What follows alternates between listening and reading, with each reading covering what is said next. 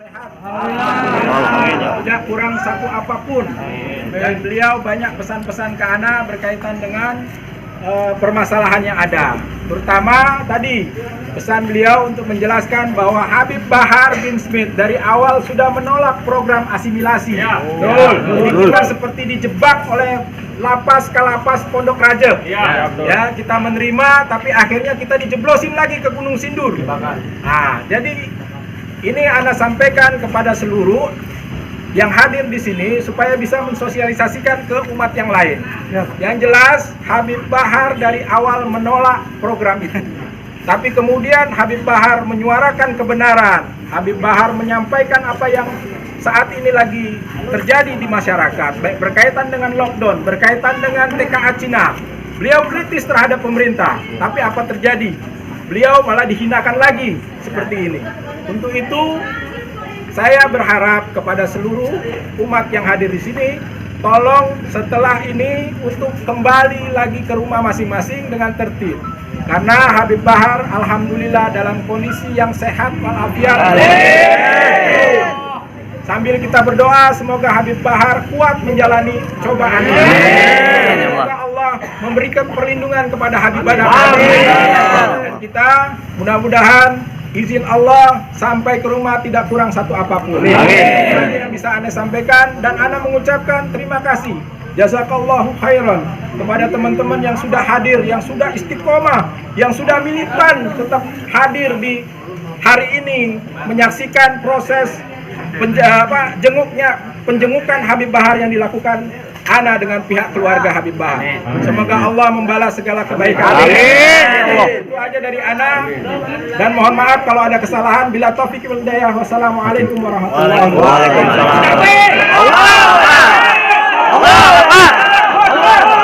Salah hubul abaib. Nah, ini pembahasan nih. Mungkin baru datang nih, baru majelis insyaallah. Enggak apa-apa. Baru majelis, pertanyaannya paling inti, paling penting. Masalah mahabbah ahli bait. Nabi yang memerintahkan. Nabi tidak minta apapun. La yakmal ajra illa al-mawaddata fil qurba, kecuali bagaimana engkau bisa menyambung tali kasih. Lihat, Nabi tidak mengatakan beri duit. Beri ini, tapi mawaddah dulu. Tapi kalau sudah mawaddah, ada cinta, akan beres semuanya. Di saat Habib salah gimana? Di saat Habib ini. Jadi mawaddah dulu.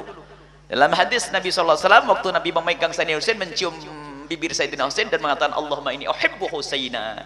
Ya Allah, aku mencintai Husain, fa'ahibbahu wa ahibba man ahabbahu wa dzurriyyatahu. Ya Allah, aku mencintai Husain. Dicium. Dan cintailah Husain, cintailah Husain, dan cintailah yang mencintai Husain dan dzurriyyahnya dan keturunannya. Jadi ada mahabbah. Cuman mahabbah ini harus dijelaskan. Ada Habib yang nakal katanya begitu, ada Habib Y. Nah, itu dia manusia memang.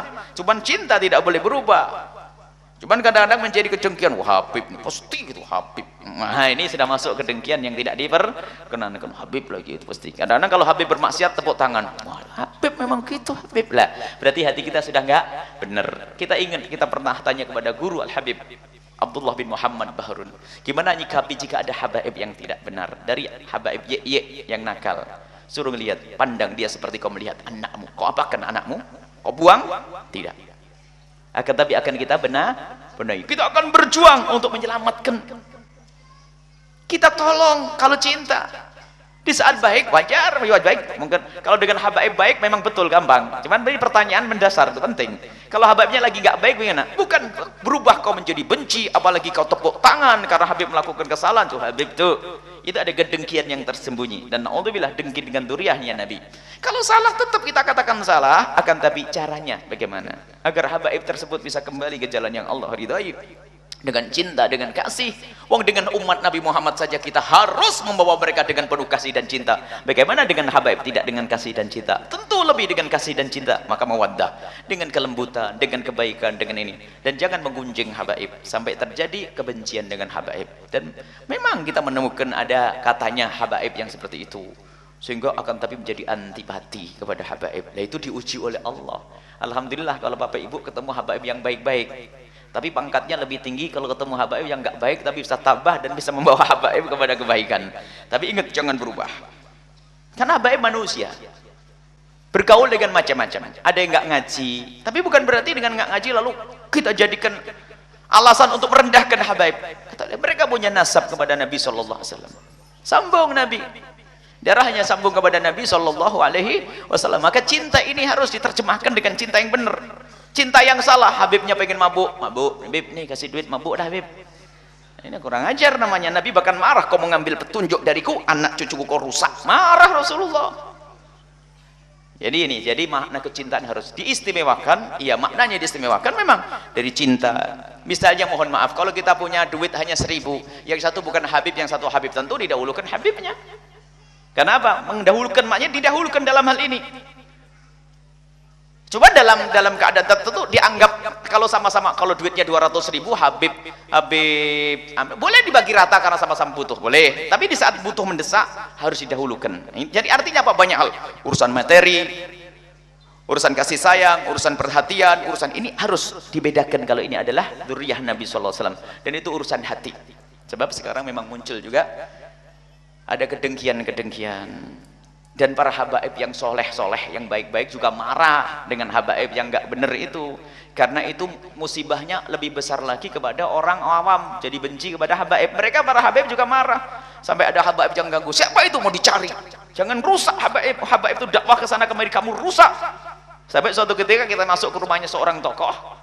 Hanya kebetulan saya membawa, itu langsung ditutup pintu karena bawa Habib. Katanya, lah bawa Habib ditutup pintunya.